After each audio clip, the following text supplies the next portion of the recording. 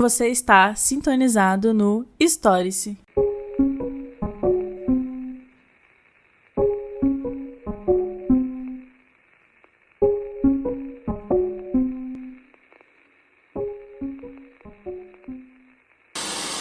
Olá, ouvintes, sejam muito bem-vindos a mais um episódio do Stories. Eu sou Juliano Silva e hoje vamos falar de filme brasileiro, sim, mais uma vez. O último foi sobre o documentário Retratos Fantasmas, o episódio número 8, que vale ainda muito a pena ouvir. Mas hoje é sobre a obra Carandiru, o filme, que retrata o maior presídio da América Latina, que é a Casa de Detenção de São Paulo, que passou pelo caso conhecido como Massacre do Carandiru, isso através de um dos maiores sanitários mais conhecidos do Brasil, que é o Dr. Drauzio Varella.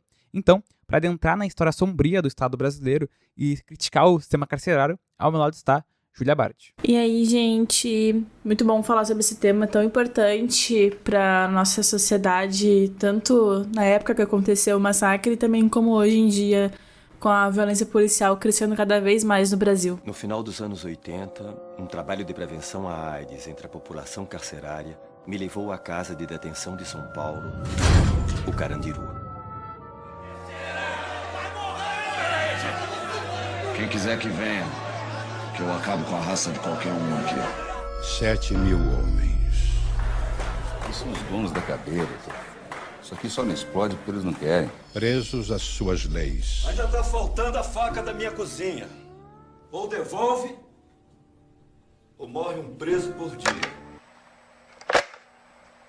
Então, Carandiru é um filme de drama argentino-brasileiro, de 2003, dirigido por Héctor Babenco, e ele é baseado no livro Estação Carandiru, do médico Drauzio Varella. O filme ele narra suas experiências com a dura realidade dos presídios brasileiros em um trabalho de prevenção à AIDS realizado na Casa de Detenção de São Paulo, Carandiru.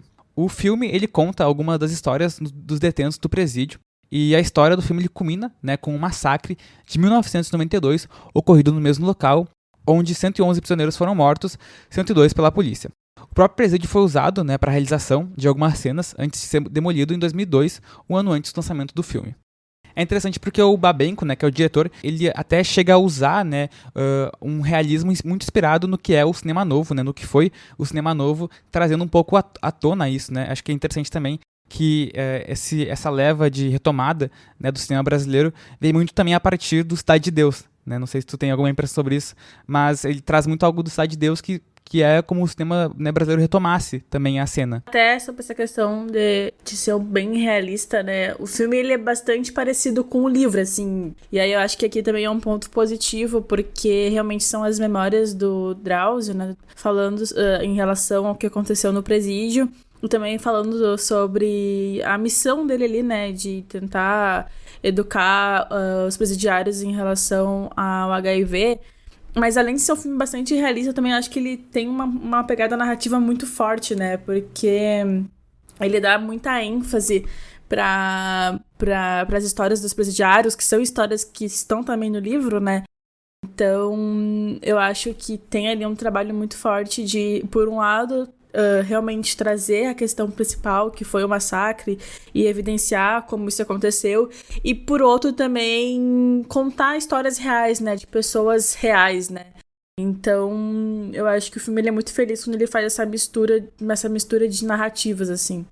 Porque por um lado parece um documentário, mas por outro também tu vê uma questão de ficção, O filme é isso, ele retrata a realidade crua dos presídios brasileiros, e ele é também rodado na própria prisão, até trazendo um pouco dessa pegada de documentário ficcional.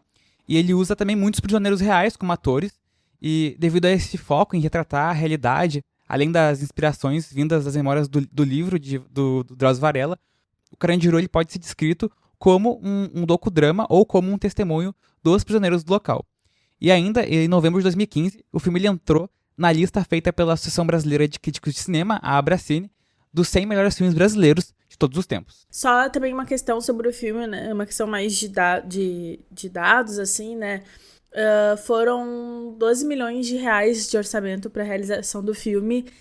Teve mais de 250 profissionais envolvidos, 30 atores e milhares de figurantes. Foram 700 tatuagens distribuídas entre o elenco pela equipe de maquiagem. Como tu falou, as locações elas se dividiram entre os estúdios da Veracruz, em São Bernardo do Campo, onde foi construída uma parte inteira referente ao Pavilhão 9, que foi onde começou toda ali a questão do massacre. Não o massacre, mas onde começou a briga dos detentos, que depois deu o massacre, né? O presídio do Hipódromo, no Brás, e também a própria casa de detenção, né? Como tu comentou. O massacre do Carandiru, ele foi um dos eventos mais chocantes da história recente do Brasil. Ele ocorreu em 2 de outubro de 1992, e para compreender completamente esse episódio, é importante a gente analisar diversos pontos cruciais em relação a essa questão. Localizado na cidade de São Paulo, o Carandiru, ele era um dos maiores presídios da América Latina, e ele foi construído na década de 1920, e ele tornou-se conhecido por suas condições precárias e também pela superlotação, abrigando milhares de detentos em celas projetadas para poucas dezenas. Então, né, como o próprio filme ele vai mostrando, um lugar que tinha uma capacidade para 3.300 presos, havia uma população de mais de 7.000 até 8.000 pessoas, como dizem os relatos. Vale pontuar que o primeiro nome que o Carandiru... Porque não chama Carandiru, né? O primeiro nome era Instituto da Regeneração, e aí ele funcionava como uma mini cidade, né? Era meio que uma ideia, né? Que eles tinham de criar uma mini cidade dentro desse presídio para que depois as pessoas pudessem sair ali e terem coisas para fazer fora, né? Por exemplo, lá tu aprendia a fazer alguma atividade, né? E aí depois tu levava isso pra tua vida fora da prisão, né? Porque acho que a gente sabe que o intuito da prisão é a pessoa realmente ser inserida depois na sociedade. E aí isso era uma ideia inicial que o presídio tinha, né? Mas realmente não foi isso que aconteceu. Exatamente, como a história mesmo nos mostra, né? Ele acaba tendo um objetivo bem grandioso e também ficando bem reconhecido, né, a partir ali da sua construção, mas, né, os fatos acabam levando para um outro caminho. E na época em que acontece o massacre, elevou o nível absurdo de prisões, né? E os distritos policiais da capital, o presídio do Hipódromo, como tu comentou, extinto em 1994, e o presídio de Tiradentes, eles também estavam superlotados. Então era algo que estava acontecendo não só, né, na casa de detenção de São Paulo, mas era um contexto já ali da cidade. E isso de algum modo a gente pode sim relacionar também como parte da herança escravocrata do Brasil, porque a gente tem em 1888 a abolição da escravidão sem nenhum projeto de vida ou de existência para a população negra, então não havia direitos após a escravidão, então muitos voltaram para as casas grandes por não saberem o que fazer. E hoje a gente consegue muito conectar o que é o sistema carcerário, o que é o sistema judicial, usando de meios também legais para continuar criminalizando pessoas negras e periféricas a partir, né, de leis, como a lei de drogas, que em muitos momentos fica na decisão do próprio policial. O cidadão ele é um usuário ou um traficante. Então, a gente tem ali a década de 90, né, tanto no Brasil como também em outros países, como os Estados Unidos, que é o maior país com população carcerária no mundo, que também propagava esse mesmo sistema carcerário judicial que visava criminalizar a população pobre, preta e periférica de seus países, né? E com os anos se passando, a Casa de Detenção de São Paulo, ela virou um depósito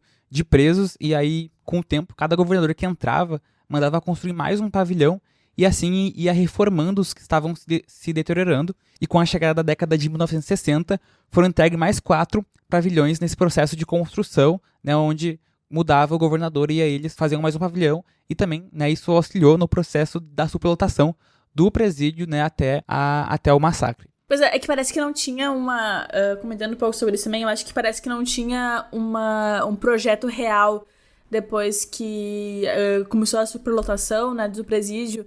Parece que realmente era só um depósito de pessoas, e aí eles sempre faziam mais um pavilhão para ter mais pessoas lá dentro abandonadas, né, sem qualquer tipo apoio, assim, né. Tanto que tem vários relatos de que tinham presidiários que já tinham, sei lá, cumprindo a pena, já estavam com a pena vencida e estavam ali dentro ainda, porque o sistema judiciário também não colaborava muito, né. Então era realmente assim, só cada governador que chegava era só construir e jogar mais pessoas lá e esquecer essas pessoas. Isso demonstrava muito uma questão de despreparo do Estado brasileiro e também do Estado de São Paulo, especificamente, em relação a essa questão do presídio especificamente, porque a gente percebeu, né, com o tempo ele acabou realmente virando um depósito de presidiários. Então, isso também auxiliou muito no processo também da construção do que é o crime organizado hoje em dia, né, desse processo de que não tem um planejamento adequado, né? A gente já vai mais para frente questionar a questão dos próprios presídios, mas quando não tem já um planejamento para os que já existem, isso acaba acarretando muitos outros problemas. E dando seguimento, é em 2 de outubro de 1992 que uma rebelião eclode no pavilhão 9 do Carandiru em resposta às péssimas condições de vida, abuso policial e tratamento desumano dentro do presídio. Os detentos eles buscavam melhorias às condições carcerárias. Diante dessa rebelião, as autoridades eles decidem intervir e mais de 300 policiais militares foram enviados para retomar o controle do presídio, se tornando uma operação marcada por falta de planejamento e treinamento específico para lidar com a situação desse tipo em relação a essa intervenção desastrosa da Polícia Militar de São Paulo. Essa intervenção policial ela resultou em um massacre brutal. Os policiais invadiram o pavilhão 9 e abriram fogo contra os detentos. Oficialmente, os registros do massacre do Carandiru indicam mais de 3,5 mil tiros disparados que causaram a morte de 111 pessoas e feriram outras 110 pessoas.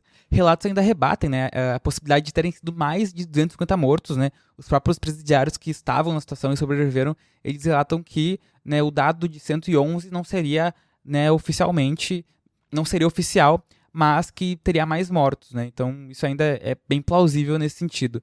E muitos desses mortos, né, eles nem participaram da rebelião, e também é importante dar ênfase que o responsável por essa operação policial que interveio na rebelião foi o coronel Ubiratã Guimarães, que foi assassinado mais tarde pela mesma situação.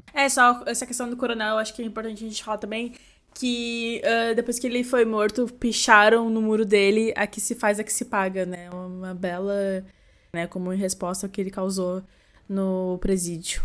É até uma frase, né, do próprio presídio, né, que era falado. E a intervenção, né, na rebelião do Carandiru, ela foi autorizada pela Secretaria de Segurança Pública de São Paulo, que era o Pedro Franco de Campos, e a violência da ação policial ela chocou muito, né, a sociedade naquela época, naquele período, e gerou críticas de instituições defensoras dos direitos humanos, e as críticas elas foram direcionadas tanto ao governo do estado de São Paulo, quanto também à atuação da polícia na situação. O massacre do Carandiru ele gerou indignação e levou às investigações sobre as circunstâncias e os responsáveis pelo ocorrido.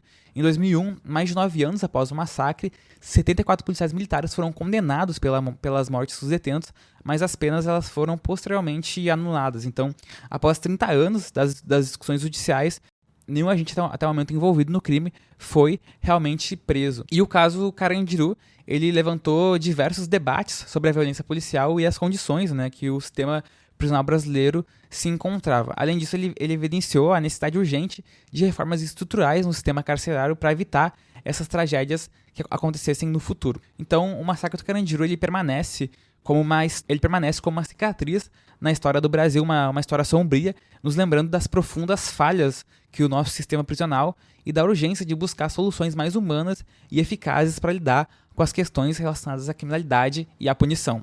E como eu tinha comentado, né, é interessante analisar que o próprio crime organizado ele surge, né, dos presídios e surge desse processo, né, mal planejado. Né? A gente tem o primeiro comando da capital, o PCC, que foi criado um ano depois do massacre, né, mas ele não foi criado no Carandiru, mas depois de um tempo ele também se instalou na Casa de Detenção de São Paulo. E é interessante porque, né, no estatuto assim, do PCC, do segundo ponto que eles têm é a questão de combater a opressão dentro do sistema prisional paulista e vingar a morte dos 111 presos que foram assassinados no massacre do Carandiru. Ainda, né, o PCC também, eles também foram os responsáveis por uma mega rebelião em 8 de fevereiro de 2001, dentro também do Carandiru, e eles conseguiram sincronizar 30 unidades prisionais ao mesmo tempo para se rebelarem. Após esse fato, a casa de detenção ela fechou suas portas em meados de setembro de 2002, após 46 anos de funcionamento. E no dia 9 de dezembro de 2002, os pavilhões 6, 8 e 9 foram implodidos. Os demais pavilhões, como o 2, o 4, o 5 e o 7, eles foram reformados e transformados em centro de estudos tecnológicos, entre outras estruturas. E já em 2005, o governador Geraldo Alckmin determinou que os pavilhões 2 e 5 fossem implodidos, ficando somente o pavilhão 4, que virou uma enfermaria, e o pavilhão 7 para o Museu do Computador, Acesso SP. Boa noite. O presídio mais famoso do país se transforma em poeira. O Carandiru começa a ir abaixo hoje. Sismógrafos foram instalados em 3 pontos diferentes para medir a intensidade da implosão. A equipe responsável pela implosão passou as últimas semanas perfurando os prédios. 250 quilos de dinamite foram espalhados em 3.000 pontos diferentes. Em menos de 10 segundos, o maior e mais violento presídio do país vai ser destruído.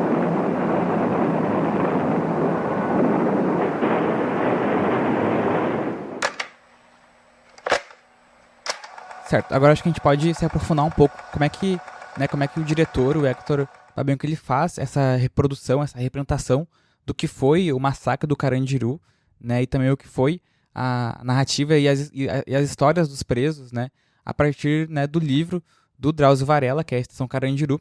E dando um contexto, assim, né, como a gente tinha comentado, o Hector, ele é um diretor que ele nasceu na Argentina, mas ele foi naturalizado brasileiro, e além do Carandiru, ele também é consagrado por outros filmes, tem o Pichote, A Lei dos Mais Fracos, e também O Beijo da Mulher-Aranha, que é um filme que ele é coproduzido com os Estados Unidos, em que ele foi até o Oscar, né, ganhou o Oscar de melhor diretor, e também Oscar de melhor ator, né. É um diretor que já tem uma carreira, né, que já tem uma filmografia que já é bem consolidada, e ainda em 2003 ele produz o Carandiru, vindo nessa leva muito, né, dessa retomada do cinema brasileiro, também a partir, né, de uma outra percepção, sem muitos estereótipos, né. Capturar bem como é que era ali o presídio em si, né, porque a gente vê no filme que tem ali várias narrativas que vai contando dos presidiários, as histórias pessoais dele, e o filme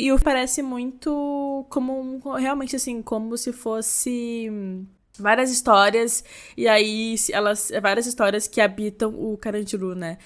Quem foram aqueles presos, por que eles estão ali, e todos eles estão contando a história pro Dr. Drauzio Varela, né? Então, é uma mescla bem interessante que o diretor traz pro filme, além também, claro, que o filme ele é muito, sim, a direção de fotografia é incrível, assim, ele tem todo um trabalho, né, surpreendente, né? O diretor de fotografia foi o Walter Carvalho, e ele conseguiu realmente dar luz a essa ideia do que foi esse massacre, e realmente trazer ali uma perspectiva muito realista de como é que aconteceu, o máximo realista que a gente pode ter, né, porque só os presos que estavam lá, os policiais, sabem o que aconteceu. Então, é o máximo que a gente pode ter de relato, né? Até porque o Drauzio também não estava lá no momento. Então, é o máximo de relato que a gente pode ter, e que é realmente exponenciado na direção de arte, que foi realmente atenta a todos os detalhes do filme. Sim, é muito interessante mesmo, né? Como ele faz essa reprodução, né? E eu lembro que a primeira vez que eu assisti esse filme, eu não lembro muito bem se eu sabia, né, sobre o caso do Carandiru. E eu lembro também de ter ficado muito, muito chocado, né, porque ele vai construindo, né, as narrativas, né, para ir construindo o que vai ser, né, a situação do massacre, né. E ele faz isso, como tu falou, na percepção do Dr. Drauzio Varela, que no filme o personagem não é chamado assim, né, acho que ele não tem nem nome, acho que é só doutor mesmo. É só doutor mesmo, ele não tem nem nome. Então, mas a gente sabe, né, que é o Drauzio por ter o livro, né, Estação Carandiru, e o Drauzio é até hoje conhecido, principalmente por estar muito nas redes, na internet, tem um canal no YouTube, tem um site, né, um médico conhecido, e, né, nesse período, né, em que ele estava, na década de 90, acho que é interessante pontuar que ele estava, né, como um sanitarista, né, estudando a questão da epidemia de AIDS no Brasil, porque a gente tem um boom na década de 1980, com a epidemia, né, com essa doença, e aí a gente tem, né, o Drauzio, né, adentrando o presídio, né, na Casa de Detenção de São Paulo, para auxiliar ali os presidiários, e então, de algum modo, né, depois ele escreve o livro, reproduzindo as histórias que ele ouviu dentro do presídio, né, e aí acho que o diretor ele tem essa grande missão de tentar representar, né, a maioria das histórias possíveis para o cinema.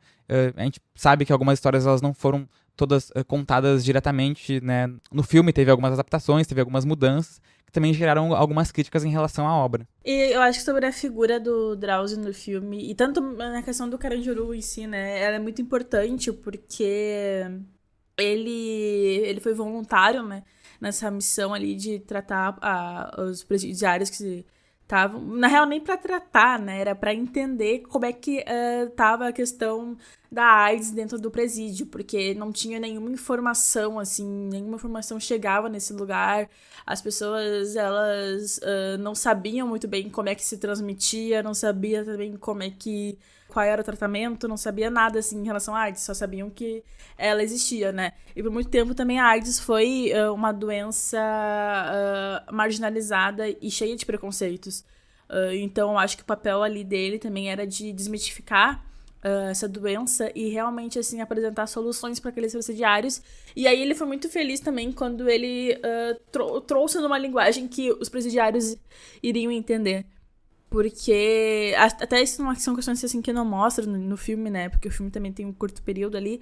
Mas ele conseguiu ali fazer vários tipos de ações mesmo de comunicação com os presidiários. Então, ele levava pessoas ali para conversar com eles, mas aí sempre que, tipo, levava, por exemplo, alguém para falar sobre a AIDS, e aí sempre depois tinha uma sessão de cinema, por exemplo, sabe? Uma sessão de cinema de pornô ainda, sabe? Pornografia. Pra trazer a língua daqueles presidiários, sabe? Até eles lançaram uma HQ, eu tava lendo sobre isso um pouco, e até eles lançaram uma HQ dentro do presídio, porque tinha muitos presos que liam bastante HQs, assim, história em quadrinho, e aí eles criaram uma história em quadrinho sobre um ex-presidiário que se tratava, né, contra o HIV, e aí também era uma forma de conversar com aqueles presidiários sobre a doença. Porque tinha muita resistência, né, pelos estereótipos que o HIV tinha. Então, o Drauzio, ele foi realmente abre alas ali, assim, por falar, sabe? Porque ele conseguiu introduzir o assunto dentro do presídio e fazer com que as pessoas realmente olhassem para aquilo, né? Porque os presidiários olhassem para aquilo e vissem que era algo que eles precisavam realmente cuidar.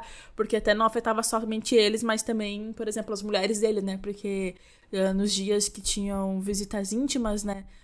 As mulheres também, elas poderiam contrair HIV. Então, troca de agulha também, né? Muita gente se picava, né? Bastante no presídio, então essa questão da agulha também foi algo que foi bastante marcado pelo Drauzio em relação... Porque, assim, ele não chegava e falava, poxa, não usem mais drogas, porque isso realmente não existe dentro de um presídio, como era o Carandiru, né? As pessoas, elas tinham realmente muito livre acesso ali, e até o filme retrata muito bem isso, né? Que eles usavam muitas drogas, só que ele fazia meio que um papel de conselheiro em relação a não usar coisas na veia, porque era assim também que usar agulha na veia, né? Porque é assim também que se transmite a HIV, né? Então, não é tipo, não use maconha, é só tipo, cuida, porque, né, usar agulha pode ser algo que pode contrair HIV. Então, eu acho que o principal trabalho dele foi realmente trazer informação de uma forma acessível para os presidiários. Ele estava muito nesse papel de trazer, né, essa informação, como tu falou, de tentar traduzir isso pro presídio. Até porque, mesmo surgindo ali na década de 1980, era algo muito novo. Então, não se tinha muitas informações sobre a doença. E era realmente uma tarefa muito complicada e muito complexa. Então, ainda mais porque a gente tem, né, o primeiro caso de HIV no Brasil, que foi registrado na cidade de São Paulo. E a gente sabe, né, que ainda mais pelo presídio, onde vai ter diversas pessoas, né, amontoadas, ainda mais como o Carandiru, que sofria de uma superlotação.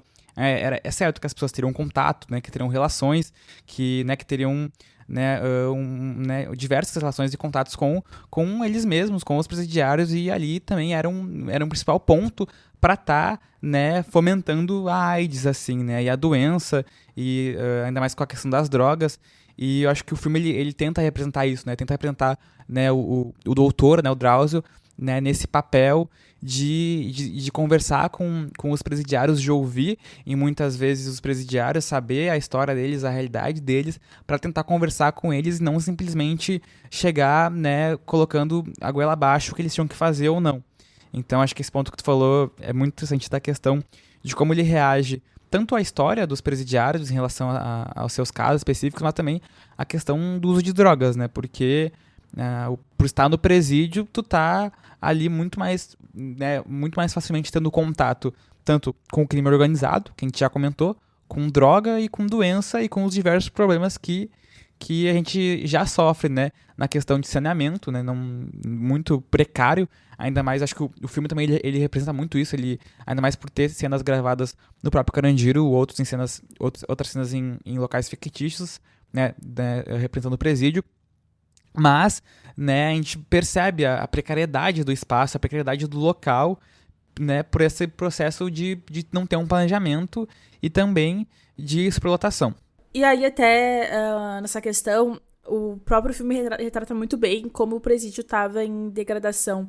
Porque a gente vê, assim, vários canos estourados, vidros quebrados, o presídio, assim, faltando concreto em umas partes, tipo, as coisas expostas, assim, sabe? Porque os fios expostos, porque realmente era um lugar abandonado, não tinha uma manutenção do local.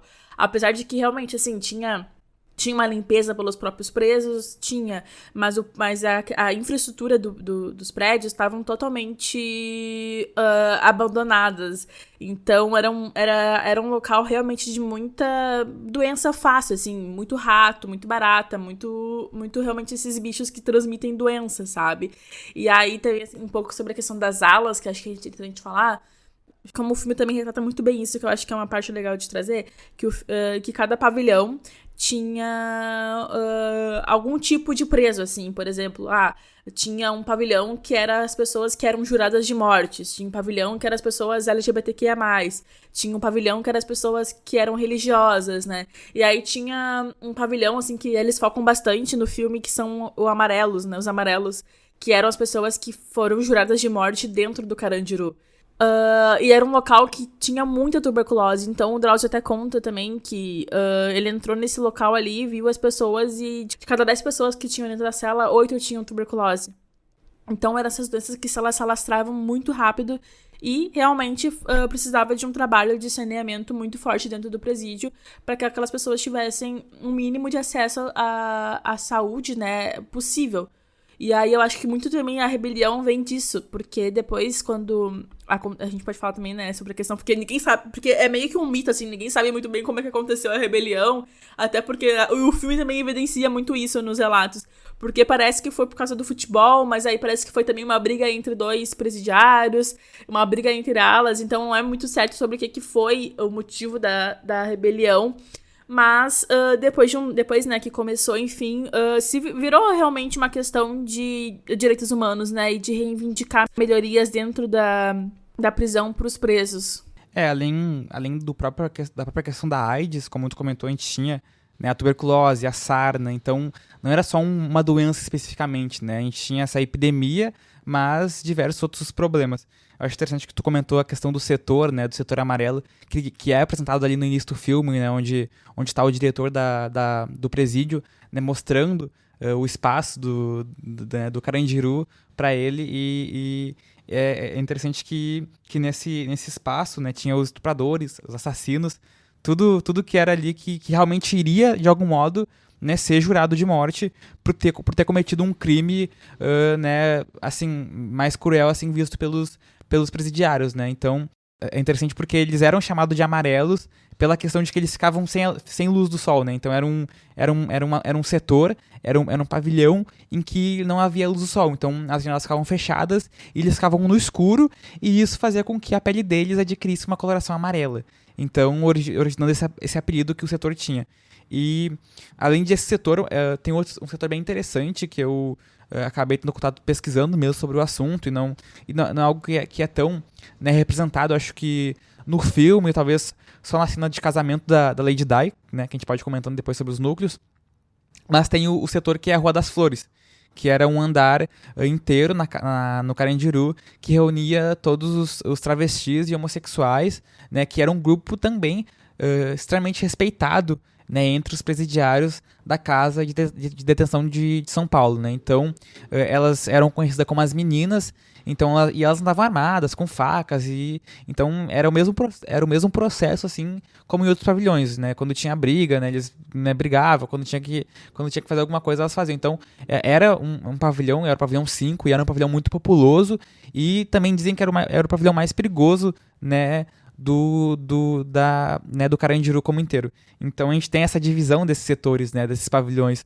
como se fosse uma divisão assim da sociedade de algum modo, porque eles tinham ali uma dinâmica por ter diversos pavilhões e porque, como a gente falou, né, cada ano que mudava o governador construía mais um pavilhão, reformava, né, os antigos, fazendo com que tivesse essa divisão, né, da sociedade, da população Carandiru como um todo. Apesar de ter tido um diretor, ele não comandava muito bem a prisão dentro dela, né? Porque realmente eram os presidiários que eles se comandavam entre si e também criavam as próprias leis deles.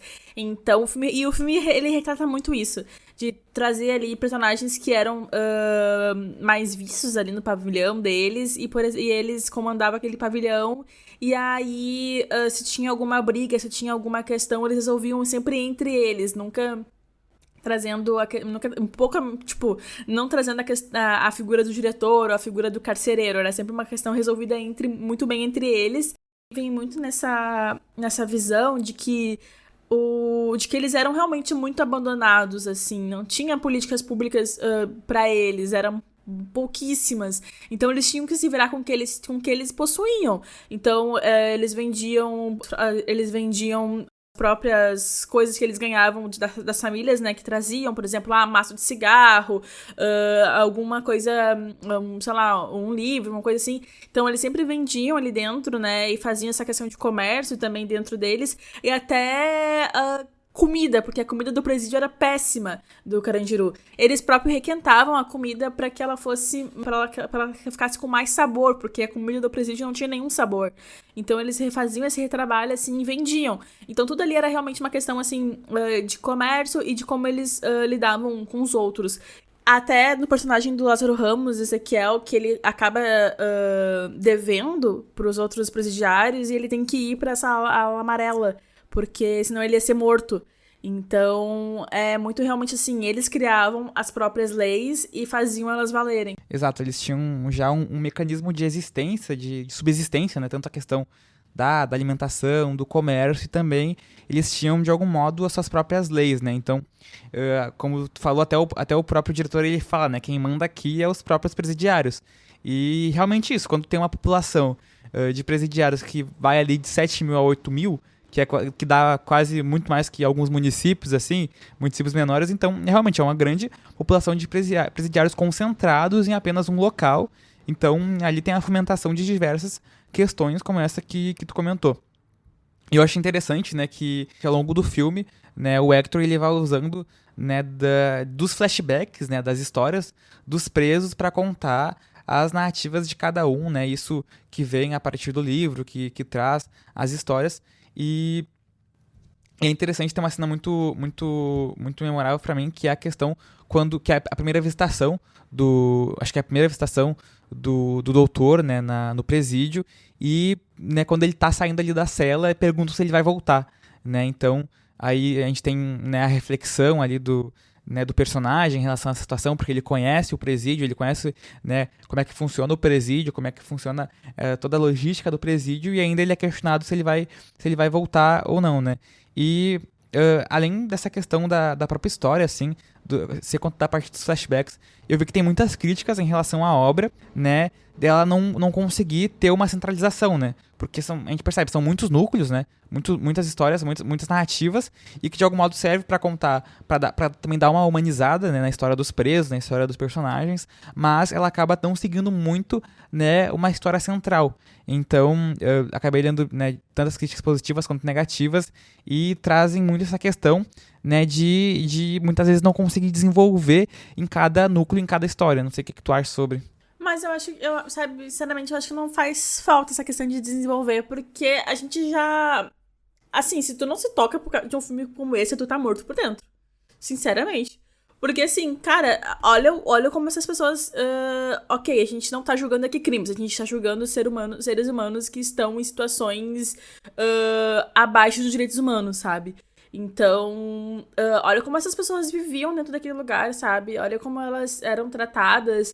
Então eu acho que o filme, ele tem obviamente ele passa muito rapidamente por algumas histórias, mas ele tem esse cuidado de trazer um pouco de humanidade para esses presos e realmente retratar como eles se sentem ali dentro. E aí eu acho que também tem uma questão muito boa que não é só, tipo assim, só tristeza, só criminalidade, só, sabe, tipo assim, uma maldade, sabe? Como a gente vê, às vezes, no cinema, que é retratar só a maldade dos prisioneiros, né, dos criminosos. Eu acho que o filme, ele realmente traz ali também um lado... Ele conseguiu captar muito bem como é que é a vivência dentro da prisão, sabe?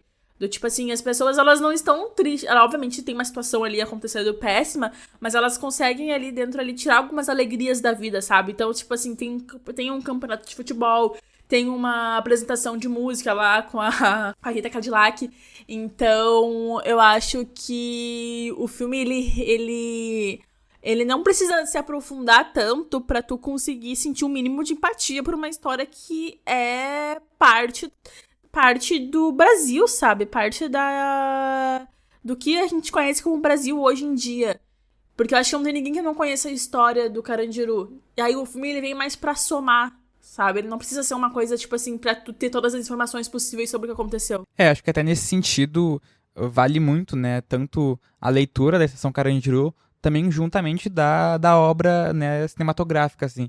Porque, como você falou, eu concordo, assim, eu acho que a questão dos flashbacks, de ir contando por narrativa por história de cada um, pra mim funciona muito, assim, porque é interessante, tu vai, né, ouvindo, né, como é que cada personagem chegou até aquele local, porque a gente tem muitos núcleos, né, então é interessante, e além, né, de falar dos próprios núcleos, assim, das histórias dos personagens, acho que a gente é muito importante dizer que tem um elenco grandioso, assim, né? Um elenco grandioso de grandes atores brasileiros que participam, né, dessa obra. Então, a gente tem aí o Wagner Moura, tem o Caio Blá, o Rodrigo Santoro, então o Luiz Carlos Vasconcelos, né?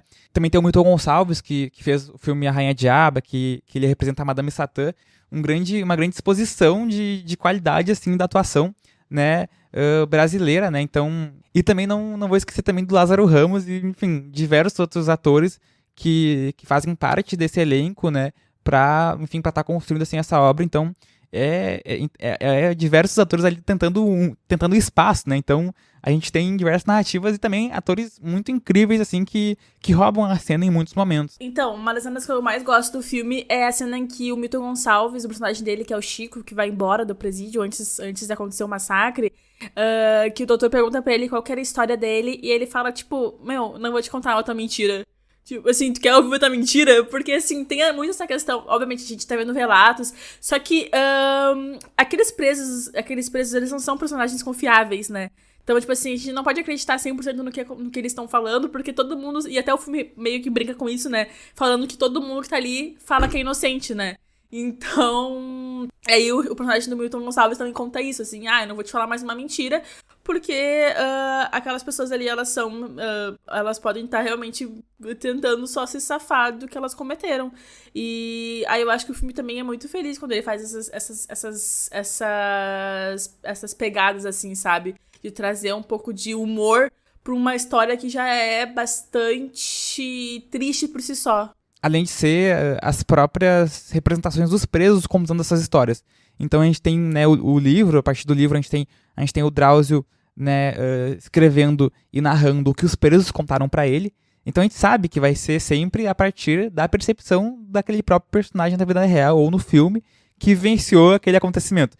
E a gente sabe que em muitas questões o narrador ele nunca é confiável, né? A gente pode usar isso como exemplo, uma obra literária que é o Dom Casmurro, escrito pelo Machado de Assis, que a gente tem, enfim, diversos questionamentos em relação ao personagem principal que conta a narrativa. Então, até, enfim, críticas em relação à obra, em relação ao filme, né, sobre a questão de não representar os presos como pessoas que cometeram um crime muito sério, muito grave, porque na maioria das histórias eles sempre tem alguma situação que levou ele à prisão, né?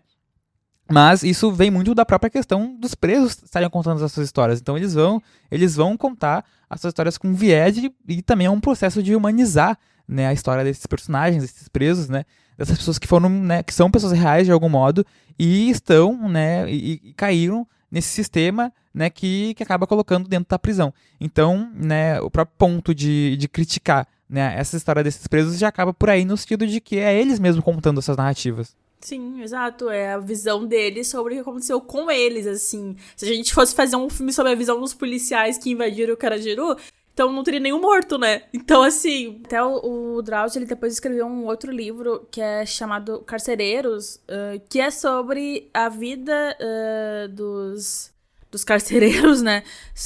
Nas prisões, nas penitenciárias do Brasil. E ele fez meio que uma trilogia, porque tem um terceiro livro que é sobre as prisioneiras, as mulheres no presídio. Então, eu acho que o filme, ele parte realmente da visão dos presos em relação ao que aconteceu no Carandiru. Então, não tem por que as pessoas acharem que não retratou os crimes que eles cometeram, porque não é sobre isso, sabe? É sobre também um massacre, uma coisa realmente que levou 111 pessoas à morte, né? E só pra destacar, assim, acho que queria destacar uma atuação bem representativa, assim, na história, acho que é a do Rodrigo Santoro, assim, que é muito menos lembradas até hoje, né, porque ele representa uma mulher trans, né, que é a Lady Di, né, a gente tem a cena do casamento, que ela casa com o personagem, o Sem Chance, que cara, e realmente é muito difícil não criar um apego por esses personagens, né, por essas tramas que estão sendo contadas, assim como tu falou do Seu Chico, né, que tem ali a questão com os balões, né, a relação dele com os balões, então, né, a gente tem, e citando também essa atuação, né, do Rodrigo Santoro, representando uma mulher trans, assim, e que pra mim, em muitos momentos, ele rouba demais a cena do filme.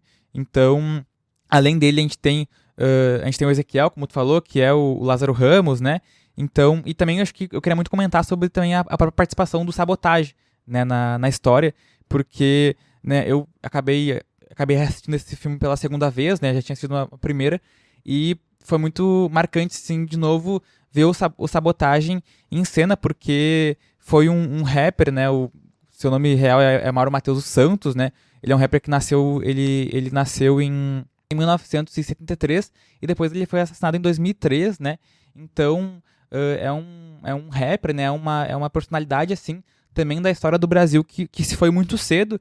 Ele tava, né, ele já tinha atuado em 2 filmes, né, além do Carandiru, ele também atuou no Invasor, e também só tinha apenas 2 álbuns, né, lançados, né, em relação à cultura hip hop.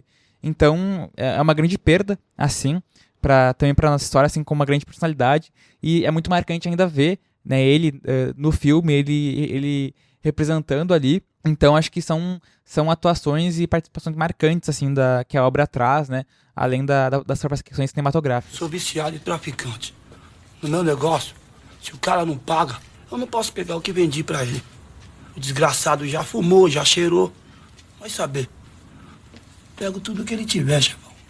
Se não tiver nada, eu mato ele. E pra mim, eu acho que marcou muito o personagem do Ayrton Graça, porque que é Majestade, que é um também dos que comandam, né, ali a ala dele. E ele é um personagem que ele tem 2 mulheres, então ele tem essa questão ali aí a história é porque ele foi preso e também envolve, né, as 2 esposas dele, e ele é um personagem muito carismático, do tipo, muito o último romântico do mundo, sabe? Então eu gosto bastante de como o filme traz também essa questão um pouco da malandragem, por assim dizer, sabe? Porque até tem uma frase, né, que depois que um personagem fala, né, que fala assim, a gente é malandro, mas a gente não é otário, né? Meio que retratando que, beleza, tem essa malandragem, mas também são pessoas que têm total ali noção do que tá acontecendo, do que elas estão fazendo, né? Então é muito legal de como tem vários personagens muito interessantes, como também o Zico, que é o do Wagner Moura, que é irmão, né, do Caio Blatt no filme. Irmão não, né, que eles cresceram juntos. E aí a história de como eles foram parar na prisão é bastante interessante, né, sobre que o personagem do Caio Blatt, que é o Deus Det, que ele é meio que um menino praticamente, que não tem ali toda aquela malandragem pra prisão, mas acaba cometendo homicídio. Então tem o fim dele também ali na prisão. Então, e também é muito triste, né, como acontece a morte dos 2. Eu acho que, nossa, é muito, muito pet. Boa noite. Mais de 100 homens executados em apenas 13 horas. A maior chacina de presos em todo o mundo. O fato mais terrível da violenta crônica policial brasileira. Como é seu nome? Milton Marques Viana. Você tá condenado a 4 milhões 9, eu presenciei os fatos.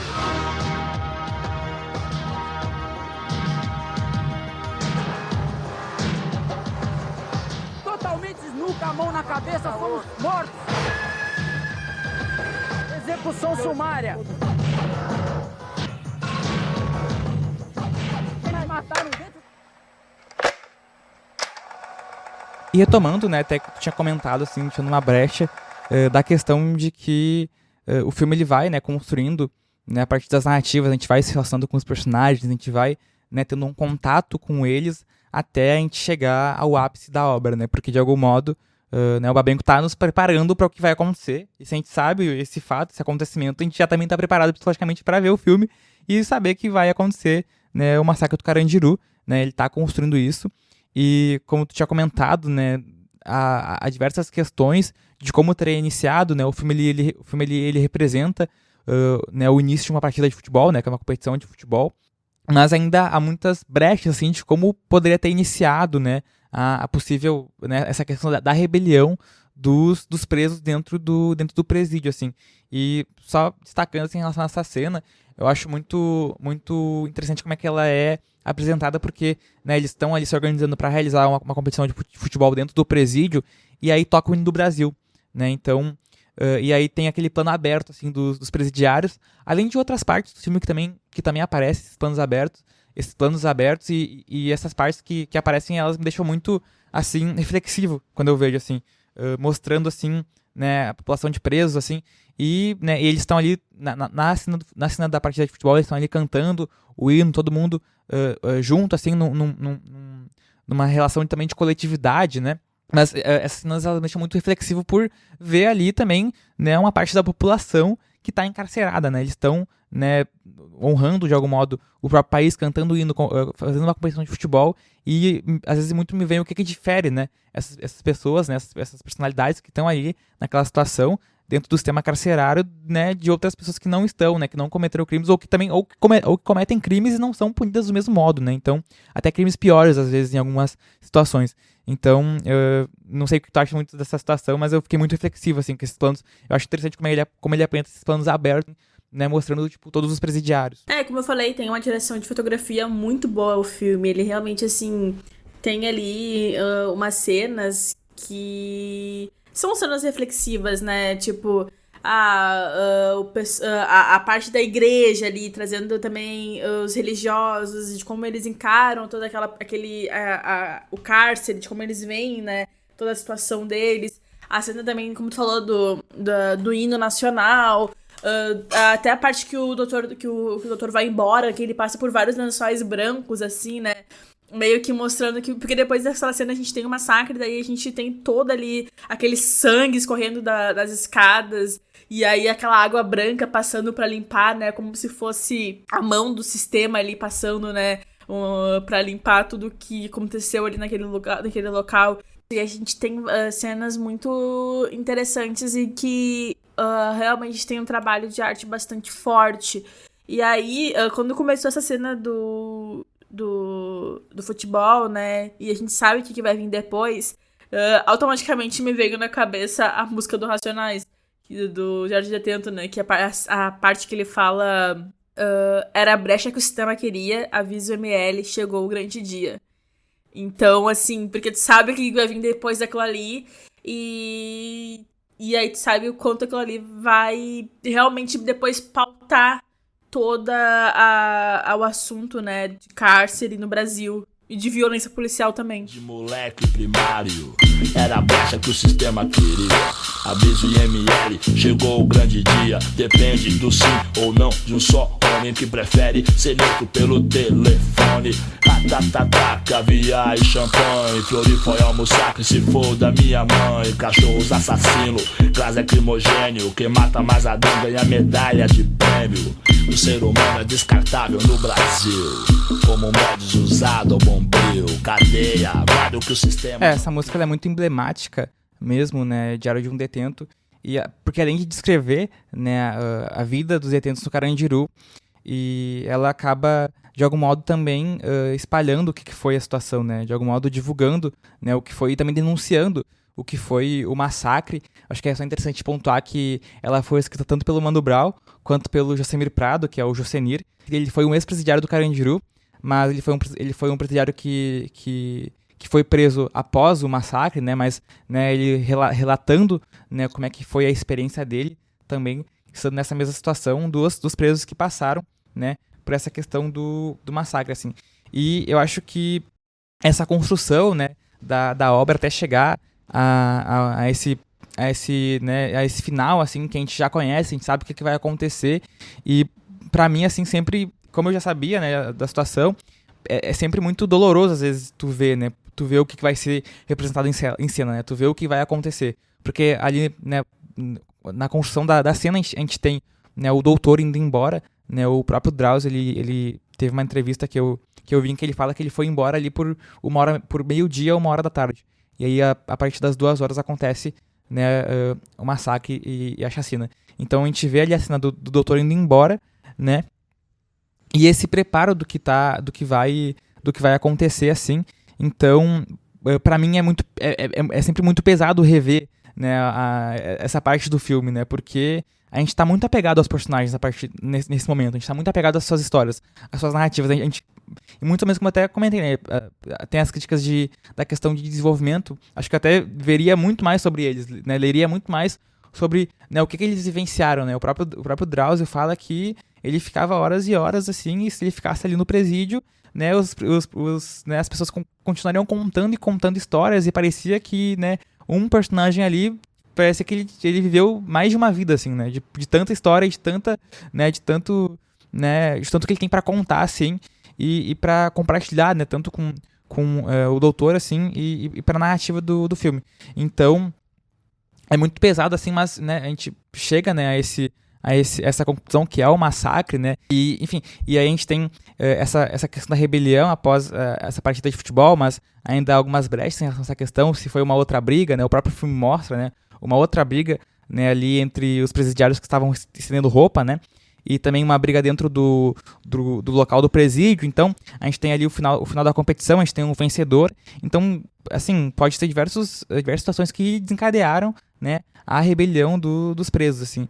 E aí, enfim, a gente tem, né, a partir da rebelião, a gente tem a intervenção dos policiais, mais de 300 policiais que interviram. Né, falar que os presos, antes dos policiais entrarem, os presos, eles... depois que acontece a rebelião e o diretor fala com eles jogam todas as facas, né, e armas, armas de... Tipo, não era armas, eram...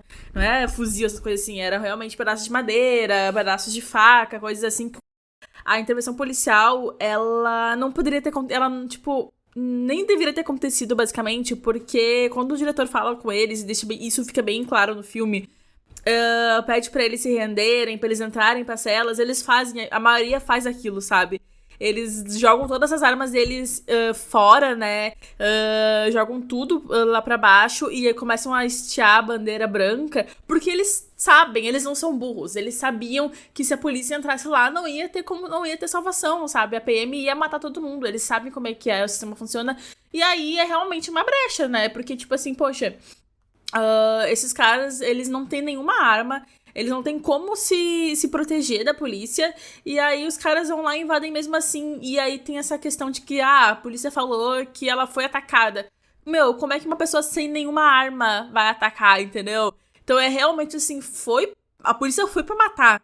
A polícia não tava interessada em discutir, em conversar com os presos.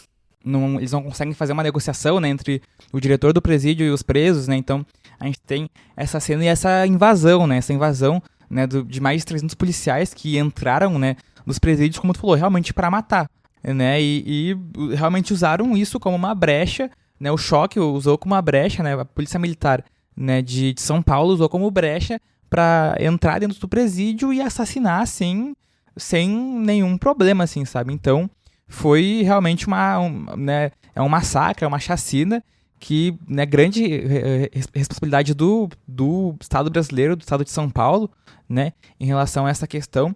Como a gente já falou, além do despreparo da própria polícia militar em entrar dentro do local, assim, sem nenhum preparo e organização, assim, então a gente tem essa cena, né, o filme ele vai representando, então a gente vai vendo cada núcleo que a gente foi conhecendo no filme, né, se confrontando com o policial militar. Tem até uma cena em que um dos policiais militares ele fala que vai deixar alguns personagens vivos para contar a história.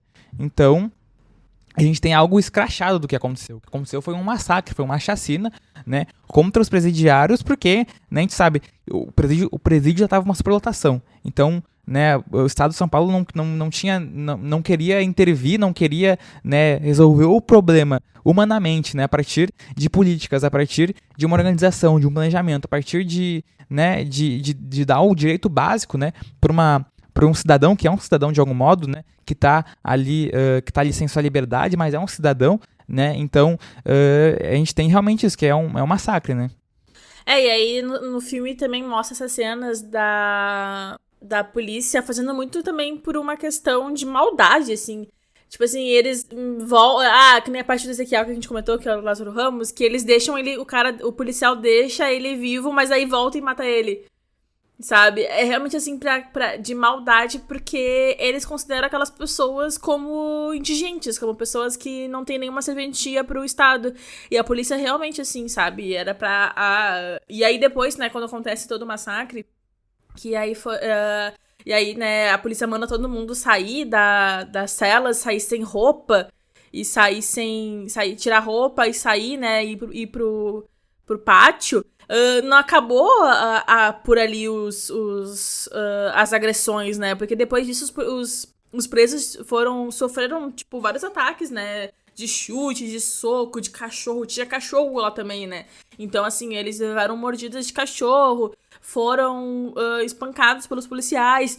E os próprios presos alguns dos presos tiveram que entrar de volta no presídio pra recolher os corpos, né? Isso também é mostrado no filme. E aí, porque, né, a polícia não ia recolher, obviamente, né? Então, os próprios presos tiveram que entrar e recolher. E aí, sempre que entrava mais pessoas morriam. Então, assim, que nem tem a cena do menino que ele engana o policial e se deita, né? Porque o policial mata os outros dois que estavam ajudando a recolher os corpos. Então, e obviamente, assim, tinham pessoas que foram mortas, que foram atingidas ali, mas que elas não estavam mortas. Que estavam agonizando, que estavam ali vivas de alguma forma, mas elas foram já dadas como mortas e era isso, sabe? Então foi realmente, assim, um extermínio da população carcerada do Carandiru. Porque, e aí eu acho que vai muito também numa questão de que nessa época estava acontecendo as eleições, né, para prefeito de São Paulo. Então, era realmente, assim, uma forma de mostrar que, olha, que o prefeito tá fazendo alguma coisa contra esses bandidos, sabe? É quase um projeto, né, de diminuir essa superlotação, que foi na base da bala, assim.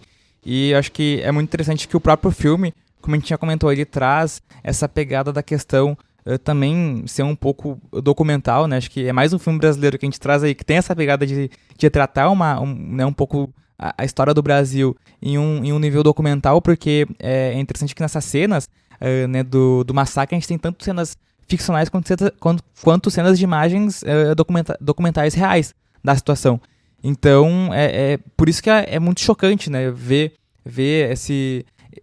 o filme indo para isso, né, para o massacre, para essa situação. É muito chocante porque é uma mistura ali do que está sendo representado, muito bem representado de algum modo, e realmente, né, então a gente tem essa mistura, assim, né, do que está sendo representado e, como tu falou, né, é exatamente isso. A polícia entrou e é para assassinar.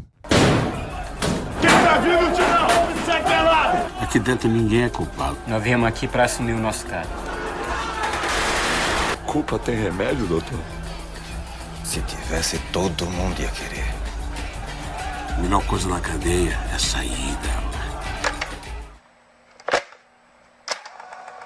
Então, hoje em dia a gente tem, né, o Brasil ocupando o 3º lugar no ranking de países com maior número de pessoas presas no mundo. Como a gente já comentou, a gente tem os Estados Unidos em primeiro e a China em segundo. E acho que a pergunta, assim, que a gente pode, assim, ponderar nesse momento, né, levando em consideração que o massacre ele aconteceu em 1992, né, e o filme ele foi produzido em 2003, é importante a gente se questionar qual é a realidade do sistema carcerário hoje no Brasil, né? Então, eu gosto muito, assim, de me basear por dados, apesar da gente também ter bastante escassez de dados no Brasil em relação à letalidade policial, mas no último anuário de segurança pública do Fórum Brasileiro de Segurança Pública, né, de 2023, tem ali um dado que diz que mais de 6 mil pessoas foram mortas em intervenções policiais, 17 por dia. Entre as vítimas, né, foram 76,9% negras, 50,2% entre 12 e 29 anos e 91,4% do sexo masculino. Então, acho que depois de tanto tempo do Carandiru, ainda são as mesmas pessoas que morrem, sabe? E aí, é uma questão que a gente vive hoje em dia no Brasil, de que a violência policial ela só aumenta e não tem nenhum tipo de política pública também para que combata, né, essas intervenções policiais que levam às mortes de vários jovens negros. E aí eu acho que o Brasil, ele também... a política brasileira em si, né, eu acho que não tem tanta noção, assim, do que fazer, sabe? Eu acho que falta muito ali um projeto realmente de políticas públicas para que seja feita alguma coisa, porque senão vai só piorar. E o que tá acontecendo? A gente sabe aí vários relatos todos os dias de pessoas negras sofrendo violência policial, então só tende a piorar, infelizmente. Esse fator, ele é algo histórico, assim, no Brasil. Como a gente comentou, né, a gente tem a abolição da escravatura e a gente tem, né, um processo onde a gente tem hoje em dia, né, um estado legal, né, de direito, em que usa, né, do sistema judicial, usa de leis, né, para criminalizar a população pobre e preta e colocar na prisão, né? Então, a gente tem hoje em dia, de algum modo, o sistema penitenciário, né, em um sistema capitalista, né, principalmente aqui no Brasil, mas se a gente for ali para os Estados Unidos, que tem a maior população carcerária, a gente consegue, né, só fazer uma avaliação em que eles têm um sistema privado, né, de prisão e de presídio. Então, pensar que na lógica, né, capitalista, né, nos Estados Unidos, a prisão ela serve para dar lucro. Então, ela serve para lucrar, serve para ter rentabilidade a partir né, de prender pessoas. Então, é até interessante porque, né, falando dessa questão dos dados, né, então a gente tem muito ali da década de 90, tanto no Brasil quanto nos Estados Unidos, esse aumento da população carcerária, né, e é interessante que a expansão das penitenciárias privadas nos Estados Unidos fez com que aumentasse a população carcerária. Então, pensando nisso, porque hoje em dia a gente tem um debate sobre também privatizar presídios no Brasil. A gente tem o relato, né, a resposta do ministro dos Direitos Humanos aqui no Brasil, que é o Silvio Almeida, falando sobre esse ponto, sobre essa questão, falando que a privatização de presídios, né, abriria espaço para mais um processo dos crimes organizados, né, estarem atuando dentro dos presídios, além de diversos pontos assim, que iria contra os direitos humanos.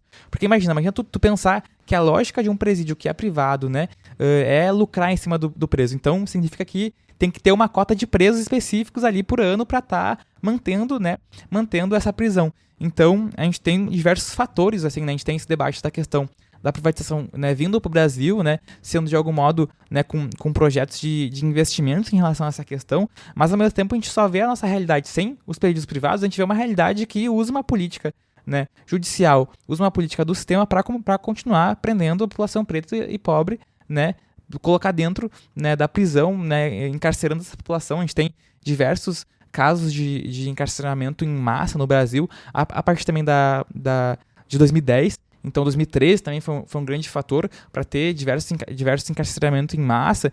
Então, isso é um projeto, né? Isso é um projeto que está dado, além dos dados que tu trouxe, enfim. Esse é um projeto que o Brasil segue hoje em dia, sendo, né, o terceiro, estando no terceiro lugar do ranking de população carcerária. Então, é muito questionável, né? Quando uma população, quer dizer, é muito questionável quando um país, né, ele, enfim, comemora presídio privado ou comemora abrir um presídio sabendo que o presídio ele serve, né, ele serviria na realidade para reinserir, né, o cidadão na sociedade, mas não é isso que acontece, porque, enfim, aqui no Brasil a gente tem o jovem, né, que é preso muito cedo, né, e ainda acaba conhecendo o crime, as drogas e, né, no próprio presídio. Então acaba sendo realmente ali, né, uma inicialização, assim, porque ele é preso, ele é desde o início criminalizado. Então, são diversos fatores que levam, né, a essa realidade do país, assim. Eu também acho que um grande problema é que o nosso sistema carcerário, ele é totalmente punitivo. Então a gente só sabe punir e apontar como aquela pessoa fez algo de errado. A gente não sabe reeducar a sociedade para que ela seja melhor, né? Então, assim, quando um preso ele é julgado pelo crime que ele cometeu e ele vai pra prisão, não é uma forma de reeducar e reinserir ele na sociedade. É só mais uma forma de realmente esquecer que aquela pessoa existe, porque aquela pessoa é considerada aquém da sociedade, sabe? Ela não tem valor pra sociedade, ela não agrega as sociedades. Então a gente tem muito essa questão como Brasil, assim, né? Eu acho que também é um assunto bem geral, assim, que se apega a vários sistemas carcerários do mundo todo, que a gente não sabe como reinserir as pessoas de volta à sociedade depois que elas saem do sistema carcerário. E aí acho que uma falha muito como humanidade nossa mesmo, né? De abandonar as pessoas quando elas cometem algum erro, né? E não aqui vangloriando, e não aqui também falando que a gente tem que passar a mão na cabeça de todos os presos criminosos. Não é isso, é sobre realmente educar uma população e fazer com que as leis sejam válidas, né? A gente tem, acho que, um sistema tão, de algum modo, deturpado, né, e com diversos problemas, assim, porque acho que o ponto que falou, ele é crucial, assim, a gente tem um sistema hoje que ele confina, de algum modo, fisicamente, né, as pessoas, né, dentro do sistema carcerário, sem que as pessoas entendam ou compreendam o problema de estarem né, sem a sua liberdade. Então, claro, tem a questão da locomoção física, de não poder sair daquele local, mas ela é tão destrutivo para a mente e para a subjetividade humana, né? Tu está num sistema, né, carcerário, assim, que ele realmente não oferece nenhuma possibilidade de tu racionalizar, de tu pensar, né, do porquê eu me encontro nessa situação e também nenhum modo de tentar reinserir, né, essa pessoa de novo na sociedade para que ela possa estar contribuindo, né, como uma pessoa normal, que em muitos momentos não é isso que acontece. Assim, então, se a gente já tem um sistema carcerário no Brasil que vem com essas cargas históricas da questão da escravidão, a gente tem o processo da lei, né, de drogas, né, que vai criminalizar, né, a população. Então, imagina, pensar num debate onde já insere, né, a privatização no sistema capitalista, a questão né, que também parte do neoliberalismo, a gente acaba só, né, fadando ainda mais esse sistema que já é deturpado, que já é extremamente falho, né? Acho que o Brasil, mesmo não tendo ainda um sistema carcerário privado, se encontra em terceiro lugar, né, de população presidiária, indo a 700 mil pessoas presas, né? Então, realmente, né, se a gente acaba aprovando um sistema de privatização, a gente vai ter uma mercadoria no Brasil, como já acontece, né? Onde tem o genocídio da população negra, onde tem o encarceramento em massa, né? Um processo de privatização desse sistema é só piorar ainda o que já é horrível, assim, no Brasil. E ainda lembrar também que o nosso judiciário é totalmente atrasado e por isso também a gente tem tantas pessoas presas, porque os processos simplesmente não andam no Brasil. O massacre do Carandiru, ele deixou, né, um legado duradouro na memória coletiva do povo brasileiro. A gente, né, desenvolveu um pouco e se aprofundou em alguns pontos em relação a essa história, né, a esse caso, a esse fato, né, que aconteceu no Brasil, uma parte sombria da história do Brasil. E, né, como a gente já desenvolveu, ele é frequentemente citado como um exemplo das falhas do sistema prisional e da violência policial no país. Além disso, ele se tornou um símbolo das lutas por justiça, né, e pelos direitos humanos no Brasil.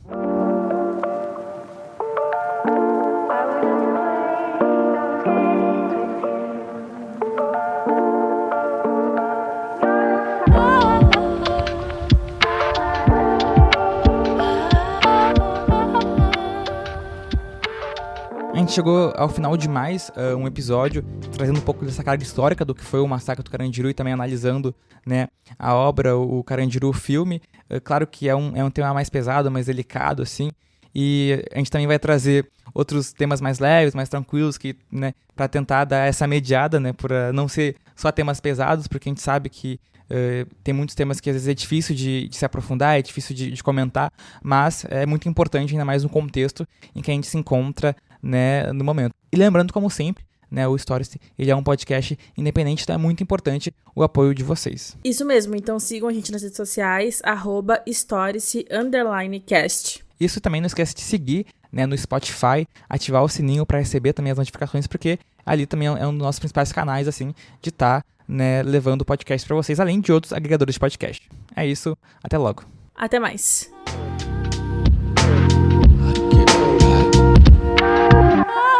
I